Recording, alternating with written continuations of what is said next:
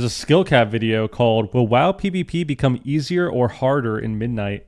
Will PvP become easier in Midnight? That's what people are thinking. Glad will be if it's only 2300 in Midnight, maybe. Look at what Glad would be right now. So if we assume that Glad is going to be easier in Midnight because it's 2300, Gladiator right now around the top 1000. Do you think that's bad? Just curious on your answer on that. This isn't like this isn't an interrogation or anything, you know? But like, do you think that's a bad thing? If right now, if they made that change right now, if they literally woke up today or woke up tomorrow and thought, you know what? Let's not wait till midnight. Let's do it right now. Hotfix 2300 is the new Gladiator. Do you think that would be a bad thing? Because I think it's only weird if MMR skyrockets, right? It's only really weird if MMR just suddenly skyrockets to fucking back to people being like 3100, 3200, right? But if it stays the way it is now, I don't think it's a bad change at all. It's a band-aid fix, of course. It's definitely a band-aid fix, but I don't think it's a bad thing. WoW Arena has been in this really weird spot, especially the last two expansions so this one and Dragonflight, where people only Q3s if Gladiator feels obtainable and MMR is high enough. But if MMR isn't high enough, or the general consensus is that it's not obtainable for a lot of players, then nobody plays threes because they're waiting for MMR. But the problem is, if everyone quits threes because they're waiting for MMR, rating doesn't go up. It just stays the same because you need people to play for the rating to actually go up. So we're just in this really weird, like, it's almost like a game of chicken where like we're waiting for Blizzard to like, oh, well, put in more MMR, even though they already are. And then they're telling us, hey, you should be queuing threes, but nobody wants to. WoW as we've known it for the past 20 years.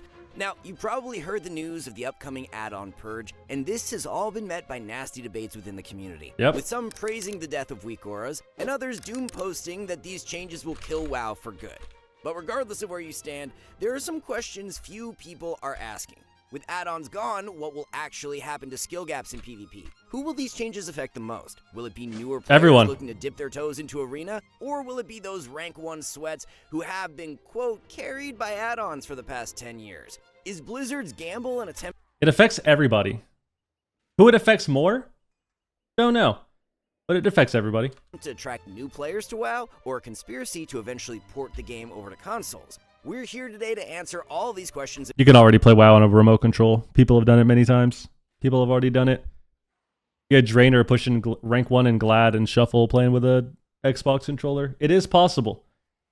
Not just a midnight thing. It's possible. Honestly, if you want to play on a controller, the best thing to do would be to play vanilla WoW, dude. The best thing to do to be a controller player in WoW is to just play vanilla. Play like a mage. Play a mage in Raid or something and just hit Frostbolt, which would be like, what would you put your Frostbolt as if you had an Xbox controller? Probably B. I feel like B is the easiest. Just hit B 50 times in a row. And more discussing how Blizzard's R1 gamble could wind up paying off, or how it might end the right in bumper, a huh? complete disaster. Do you think it'd be easier to make a new title rank? I think there just needs to be more rewards in general.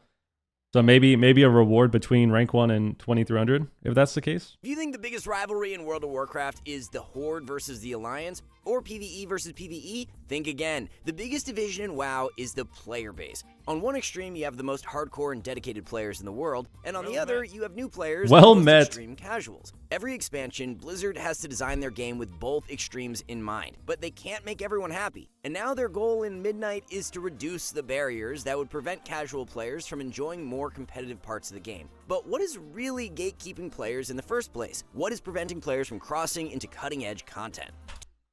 Two of the biggest culprits, at least according to Blizzard, are bloated combat systems and add-ons. What do you think is preventing people from playing WoW? I think there's 500 reasons. I think there's 500 issues. 500 things that are kind of scaring people. I feel like add-ons are part of that. I think the game is extremely complicated. It's a 20-year-old MMO. So there's just way too much in the game. It's very, very complicated. It's hard to understand. On top of, which I think is what they're going to talk about in this video. And then when you dive deeper into that, when it comes to like PvP, right? It's like, okay, well, there's more. The reward system sucks. MMR system sucks. The queue times are bad, but the queue times are also a symptom of a smaller player base. Then on top of that, you have like, you can argue gearing is a bad thing. Like, I don't really like the gearing system, to be honest with you. I don't think it's bad, but when it comes to gearing, I think, especially when it comes to just trying to get people to play PvP, having it so you can just jump into the game is so much better. Like, I keep thinking back to Legion, and I'll always think back to Legion. It was so much easier to get people, even if they PvE'd, to just play Arena. It was so much easier because you didn't need gear.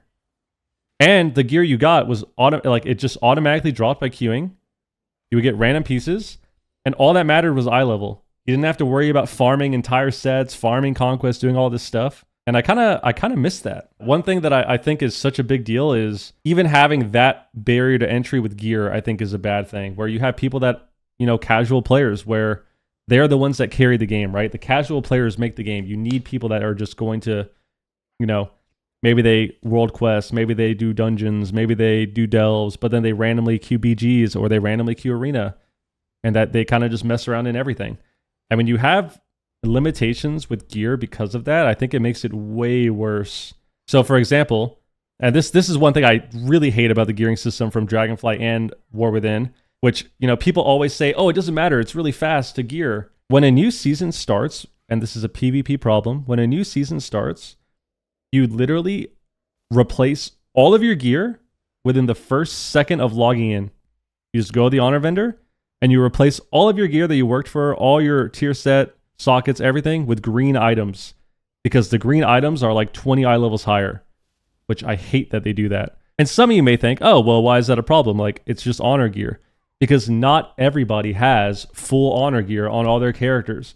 Not everybody has 10 honor caps on their account. You know, not everyone has even one honor cap on their account when the new season starts. So what happens is, if you are a casual player and you log on even the first day of a new season, you are instantly behind because you can't buy all the honor gear like everyone else.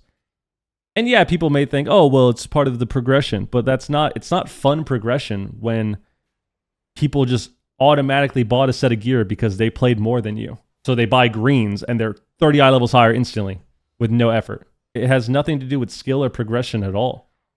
It's just people having a, you know, stockpile of honor because maybe you played the whole season and then you quit at the end. And maybe you spend your honor on random stuff and then the season starts and now you're just behind. And then on top of that, even with the gearing system now, you know, you have war mode pieces, crafted pieces, you get max of 3 if you do jewelry on top of your, you know, the 2 conquest pieces you can buy too. So when a new season starts, if you're a casual player, you are literally behind from day one. If you're a casual player and you get home from work, 8 p.m., 9 p.m., whatever time you get off, you log on WoW, new season starts, maybe you have enough honor to buy a couple pieces, you're already behind. Because everyone else in the game, all the sweaties of the game, which is everyone now, because no more casuals even exist, you're already behind 7 pieces of gear, epics, and then the rest is honor gear too. That's higher eye level than you. It's crazy. It's so weird, man. It's so weird. I think that's a problem. The same gear works for both is what you're implying. Pretty much, yeah. Like you could gear in PvE and do Mythic Plus for in Legion, and then just queue PvP because it's the same gear. Like it was fine. And I don't think that's an issue because all that mattered was your eye level and then your eye level scaled. So even if you have a bunch of eye level, obviously it would still matter, but you don't have some giant gap of stats versus other people, which I think was nice. I thought was really nice about it. In Midnight, there will be 40 unique specs in the Devourer Demon Hunter, dude. I swear Devourer is going to be so lit. Like, I need to make a Devourer. I need to play this class. Just the animations alone of Devourer look insane. Is that thing standard DPS? No, it's a caster. It's a caster Demon Hunter. Oh, you haven't seen it yet, huh? You get an eye beam, this void beam, and then you have a I think it's called Reap, where you absorb your orbs and then you slam the ground. It looks fucking sick. Look at this. Does he do it? Oh, he didn't get the full slam. But yeah, Demon Hunter, Devourer is like a caster. And look, you have a big Spirit Bomb too. Look at this. You fucking Spirit Bomb them, dude. Look at this. All of their spells look like raid mechanics. It's actually disgusting. It's so disgusting, dude. It's going to be so fun, I think. I think it's going to be really fun to play. I'm excited. Even if it's not the most OP thing, I think I'm just going to make one because I think it'll be fun. Game and hundreds of abilities that every player will have to memorize if they want to compete in PvP. This is on top of knowing basic arena strategies or how systems like diminishing returns actually work. It's the sort of stuff we teach in our academy courses, like our knowing your enemy Plug in the academy course, huh? Plug in the academy course? I mean, I respect it. I respect it. series, which are some of the longest courses on our site, and that's after condensing information down as much as possible. The older a game gets, the higher the mountain is to climb when it comes to game knowledge. If you want to compete in Pokemon VGC, you need to memorize hundreds of Pokemon and their typings, the dozens of moves they can learn, optimal stat distributions for each one, and the over 200 items they can hold. All of this for a game originally designed for children. Dude, honestly, Pokemon's like that too. Finally, have you ever gone back and played the Pokemon games? Like, trying to remember all the Pokemon, dude, and every spell they have, that shit's also a lot. It's a lot, especially if you're playing ones that you have never played before. Like, that's a lot of information to absorb. I had to replay. I replayed the 3 that I loved the most, which were Ruby, Silver, and Red. So I played Soul Silver, which is an amazing game. I replayed Ruby, replayed Fire Red, and then I was starting to replay Pearl, which was the last one I played. And then after that, I was going to play, I think I got Pokemon Black, and I was going to play that. And even when I was replaying Pearl, well, even replaying Soul Silver, like trying to remember all the Pokemon and like the types and shit and like all their spells was also pretty tiring. I'm glad that they mentioned that in this, because that's exactly how I felt, but I didn't want to say anything because, you know, I'm a top tier gamer. So I don't want to say anything and act like I can't understand Pokemon. Because I can definitely understand it. if you really want to excel at PvP, you're going to need some game sense. Now, this is a bit harder to define, but involves taking a combination of game knowledge and mechanics in order to consistently execute the right play. When someone like Waz is playing Arena, he's making a ton of predictions on how the game will play out. Okay. He knows how the enemy team will react, and he's ready to adjust his strategy based on every outcome. Someone with good game sense knows how to Hey, it's me! Oh my god. We finally got an appearance, dude. We finally got an appearance. Oh, guys, look at this. Once again, taking down Calvish. I mean, come on, guys. Name a more unsurprising event than taking out Calvish and Kearney with the squad. I mean, what's our record against them? Like 704 or something? This is a good video. I'm going to keep this on this for a second. I'll keep this little this frame for a second. This is real good. What expansion was this? Shadowlands? Oh, it is, because there's the seed. They have the seed up. Dude, I hated the seed. Pod Tender was the dumbest thing ever put into WoW. I will stand by that until the day I die. Easily the dumbest mechanic they ever put into the game. Jesus Christ. Just res. You die and then you can res. You can die and then res in Arena. Like, you can die and then just resurrect in Arena. You can die and then turn into a seed and just blossom and be reborn in Arena. Dumbest thing ever. And then they just kept it in the game. They just kept it in the game anyways. We need to watch the video, guys. Let's watch this video. play when things are going right, and more importantly, when things are going wrong. Of all the skills needed to PvP, game sense is probably the hardest to master. Game sense. If one thing is definitely clear, it's that WoW is hard these days. Learning a new class means knowing your goals, sustained damage, burst sequence, opener, win condition, min-maxing tips, and more. Sure, you could spend hours digging for all this information on the internet, but what you eventually find might be outdated from sources who might not know what they're talking Johnny about. Awesome. But at Skillcapped, we condense literally everything you need to know in one place, saving you an insane amount of time with thousands of videos organized into courses for every class, while only working with the best and most experienced players in the game. And if you want personalized help with your gameplay, we offer every member one free VOD review every month and a direct line of contact to Get to the video, man. Get to the video. a support network of Rank 1 gladiators. We even help you set up your UI with the click of a button. In-game guarantee, where we promise to deliver results or your money low to get started. All right, here we So go. obviously there's a lot standing in your way to becoming competitive in PvP, but what does any of this have to do with add-ons? Well, if we take a trip to the PvP forums, there's one common belief plastered everywhere. It's that add-ons play the game for you, which we think is at least partially true. What add-ons do is reduce the amount of knowledge and game sense needed to play PvP. Yes, sir. When you have sounds blasting in your ear whenever someone pops an offensive, or a giant pop-up telling you that your healer is stuck in CC, it means less burden on you as a player. The add-ons are giving you a boost to knowledge and game sense for free. This works via classical conditioning. In the same way you could teach I love this. bell, weak auras can train us to press the defensive Yes. at the sound of an air horn. So the reason we think add-ons playing the game for you is at least partially true is that they can help automate cognitively demanding tasks. We don't really think they help too much mechanically since they can't physically press your keys for you. Even if you do use the one button rotation, you still need to press your defensives and land interrupts. So what is Blizzard actually doing with add-ons in Midnight? Okay. As it currently stands on the alpha, all APIs related to combat will be completely unavailable to add-ons. This covers everything from cooldown tracking via Omnibar and OmniCD, buff and debuff tracking with nameplates and big debuffs, and even diminishing returns, which most people handle with Gladius or S Arena. Of course, there will also be no combat-related functionality for weak auras, which as of now has ceased development entirely for retail WoW. What this all means is that knowledge and game sense will now be more demanding, since there will no longer be add-ons to help solve these problems. Players will need to focus more on developing knowledge and game sense on their own. But here's the thing, we think some players will be affected way more than others. That was the whole premise of the video.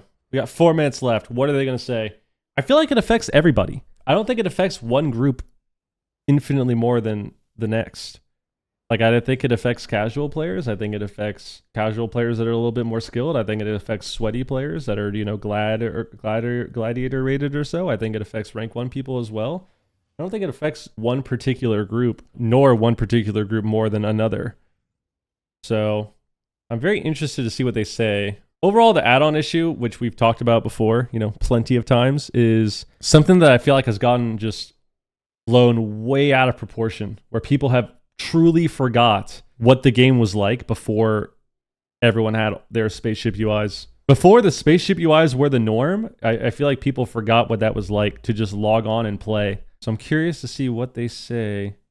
Arena ratings in WoW follow a bell curve distribution, with 1800 rating being somewhere around the center. We think that players on the lower end of the spectrum are going to be the least affected by the add-on changes. At this rating, mechanical skill is the biggest limiting factor. Just look at these games Enlin recently played at 1K rating. The players in these games are sometimes standing still and auto-attacking. Add-ons don't really help with this, and chances are many of these players aren't even using add-ons at all. On the other extreme, we think the effects of the add-on ban will be relatively small for the best players in the world. If you're capable of playing at a rank 1 level, or if you're an AWC veteran, you already have a ton of knowledge and game sense, while obviously having insane mechanical skill too. Games might be a bit more clunky, but there's a high chance that experience will carry. Game director Ian Hazzikostas even said in a recent interview that the skill ceiling should be in about the same place, and the ways in which it's measured should be fairly similar for people. What we're predicting is that the biggest effect of the add-on ban will be here, players who are roughly in the rival to elite range. Generally speaking, players in these brackets already have decent mechanics. Their character control, rotation, and reaction speed is good enough to where they can really start to take advantage of add-ons in the first place. Even if they lack game knowledge and have an unpolished game sense, they can rely on add-ons to slightly bridge those gaps. And since the strongest effects will be felt in this range, there will inevitably be some consequences for players slightly below and above these benchmarks. This is why we think it's possible that skill gaps will actually increase in some parts of the ladder. If players want to stay ahead, they will need to develop their knowledge and game sense, since mechanical skill will eventually suffer diminishing returns. There will be some consequences. So this is their graph. They have Challenger, Duelist, and then Elite and Rank 1. How do I feel about this graph? This hypothesis from them? I would kind of agree, I feel like. I think it affects everybody. I don't think it's going to be, you know, only on one group of players, and the game is going to be, you know, completely different for them, but I think it affects everyone. Low rating, high rating. I think especially this graph is kind of accurate. Like once you get to around 2K or so and higher, that's where you definitely notice a big shift in not only mechanics, of course, but game sense and just overall knowledge of the game. So I would say I kind of agree with this. I think that it's hard to tell though, because what's important to remember is not only are add-ons creating this huge barrier to entry to the game, right? And they're, you know, somewhat carrying players as well. There is truth to that. But within the barrier to entry and within the, you know, awareness that is granted from these add-ons is also the ability for some players to have better add-ons than you, which I think is something that they're not really accounting for as far as the higher rating goes. Like I think this is something that would fit in these last two portions of the graph. We've talked about this a bunch too. When it comes to competing, or when it comes to, you know, Gladiator, High Glad, Rank 1 players, people literally hide their add-ons. They hide their weak auras, and they gatekeep weak auras from other players. This happens every tourney season. This happens every season of WoW in general since Shadowlands. Well, since the end of BFA, really, where people will come up with new weak auras. They're constantly coming up with new weak auras and new add-ons, and then hiding them from other players. It's insane. So I remember, I want to say this was the end of BFA, and I think we were trying to get a weak aura. We were trying to get a couple weak auras from a couple teams. I'm not gonna say who, and they were like, "Yeah, sorry, we only saved this for our team." It's like, bro, you're saving a freaking weak aura for your team. So you found a weak aura, and you can't even let anyone else have it. So not only are you having to like compete against these people on ladder and stuff, and like you have to figure out matchups and all this bullshit like always, but we're having to compete against teams that have secret weak auras that tell you everything. They're extremely broken and OP, and then they don't even tell you. Like you can't even have access to them. So now you have to be the programmer and figure out, okay, well, how do we get the weak auras that they have? Like it's so fucking stupid. It's so stupid. I don't see the problem with that. It's a competition. Why do you automatically deserve your competitors' weak auras? They put in the work to make them. I don't get it. You don't see the problem with having third-party programs be hidden away from other players that give you a strong advantage in a competitive setting, instead of actually just playing the game the way it's supposed to be played? Not until they're banned, no. I mean, that doesn't mean anything. Things could be not banned and be not okay, and things can be banned and be okay. That doesn't mean anything. We see that with real life. You have access to the same tools they do. They just happen to put in the work to program it the way that they wanted. Oh, so you're admitting that I need to be a programmer to play World of Warcraft at a rank 1 and competitive level. So not only do I have to play the game and be the best in the game, the best player in the game, but I also need to be able to program as well. Why can't I just play the game? Once again, guys, we're missing the plot a little bit. We've lost it. It's gone forever. This is for players slightly below and above these benchmarks. This is why we think it's possible that skill gaps will actually increase in some parts of the ladder.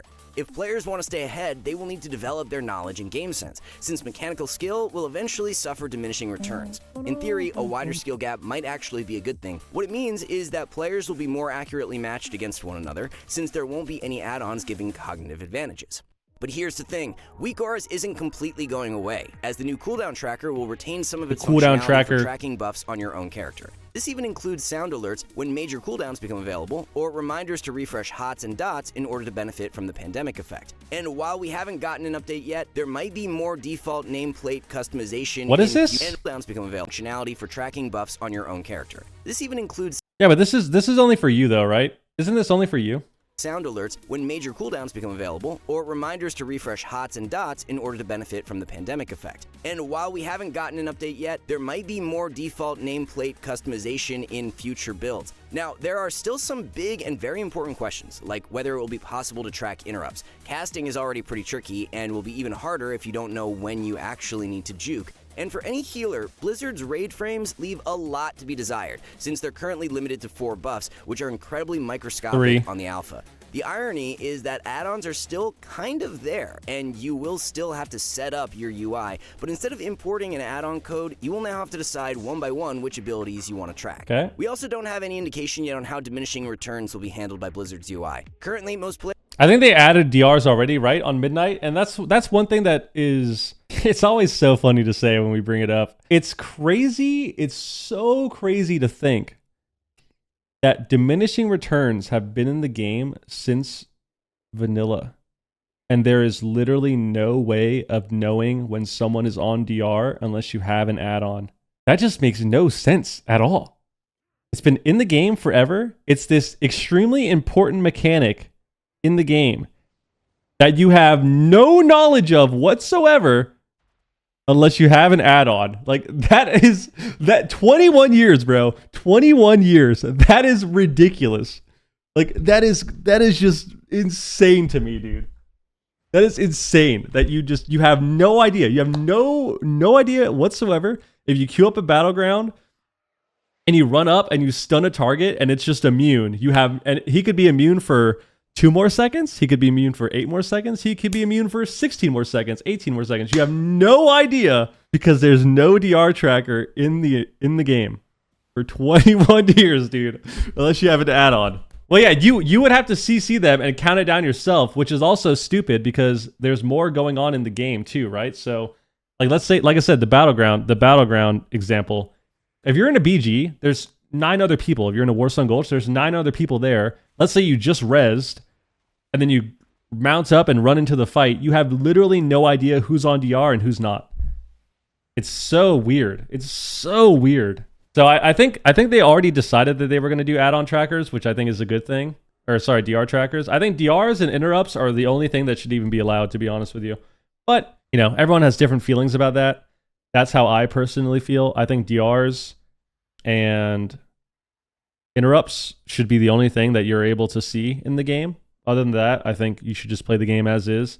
I don't think you should have weak auras. I don't think you should have everyone's cooldowns listed and tracking every single ability in the game. I think just DRs and interrupts personally would be all that's needed. Yeah, every healer is losing kick except for Shaman. And then Shaman is also getting a 30-second kick cooldown. Like, they're giving Sheer a 30-second CD, but it's only a 2-second interrupt. So I don't know how that's going to be. I feel like if that's the route they're going to take, that's fine. You know, add some uniqueness to the game again, where Shaman's the only one that has a kick. But it depends on how the rest of the game is. Depends on how the rest of the game is, right? Like, if Shaman is the only one that has a kick, but casting is important, but it's also not, like, completely, you know, game-changing where no one has interrupts at all, so you're just getting spammed. You're getting spam casted on by every target in the game. Like, I think that's fine. I don't know if they're keeping precog or not. I feel like keeping precog would be really bad because they just removed 5 interrupts from the game. So precog would be really weird to still have if you take away every healer interrupt. But also, if they do decide to keep precog, I think they would need to nerf it because they're doing a good amount of pruning. I think keeping precog makes sense a little bit if it's way lower duration. So I think right now it lasts for what, 4 seconds? Like, that would be disgusting if you added precog back, if you keep precog at 4 seconds. I definitely would not want to see precog either stay in the game or stay the same duration. I think that'd be really bad. But if you remove precog, there's no point to play caster. Well, casters don't really cast. That's what I'm saying. Like, the whole game is changing in Midnight, and we don't actually know what it's going to be like because it's still extremely early in the alpha. Because think about when you fight, like, let's say you're fighting a Destro lock, right? Like, if you remove precog from the game, and then Destro keeps a similar design to what it is now in Midnight, but all the other classes are pruned, because they're not really pruning too much as far as your damage, right? Then does precog even matter? All of your damage on Destro lock is instant cast until you decide to press Chaos Bolt. And you have 3 schools. So, like, does it even matter if you don't have precog? Because you can literally just cast a fear, get kicked, and then bolt somebody. I don't know. It's hard to say because the whole game is changing. The whole game is changing. Players are using arena frame add-ons to track this information, and you should be able to see when people pop cooldowns, though, since that's typically shown as a buff. Oh, I agree. I think, let me rephrase how I feel about the UI. This is what I think should be with the UI. I think being able to see buffs, like debuffs on your nameplates, like this right here, which is what big debuffs does for you. So being able to see debuffs on your nameplates is good.